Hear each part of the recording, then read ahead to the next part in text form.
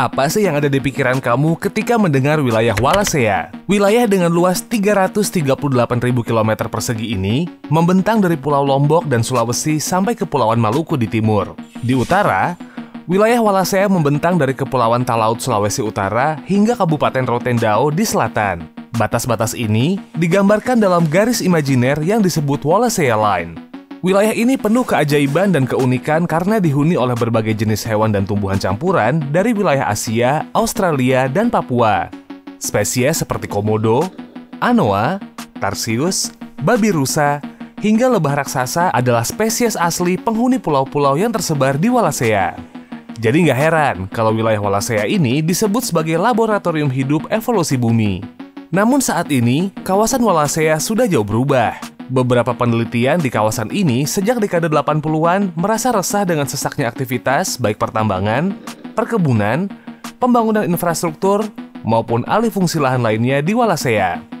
Sulawesi telah kehilangan sekitar 10,89% wilayah hutannya selama periode 2000 sampai 2017. Ini setara dengan sekitar 2,7 juta hektar luas lahan. Sulawesi Barat dan Sulawesi Tenggara mencatat tingkat deforestasi tertinggi dengan kehilangan masing-masing sekitar 13,41% dan 13,37% dari tutupan hutan Pulau Sulawesi dalam kurun waktu ini. Perusahaan juga berbondong-bondong datang merambah hingga ke pulau-pulau kecil di Maluku maupun di sekitar Sulawesi. Hutan dan ekosistem lainnya dibabat untuk perkebunan sawit, coklat, maupun kakao.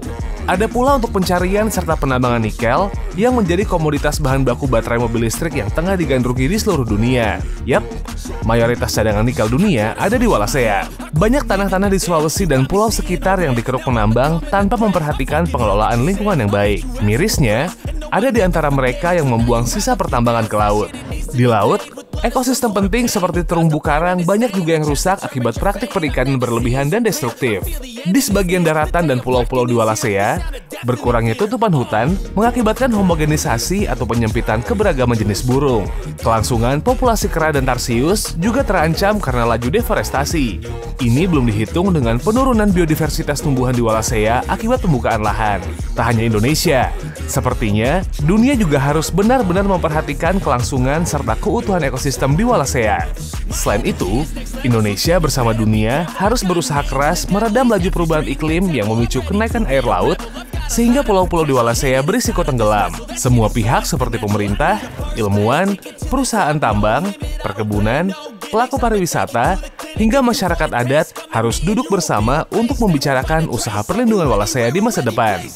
Ini jelas, kita bisa bersama-sama merencanakan pembangunan yang ramah lingkungan agar ekosistem di Wallacea tetap terjaga. Kalau nggak dimulai sekarang, kapan lagi?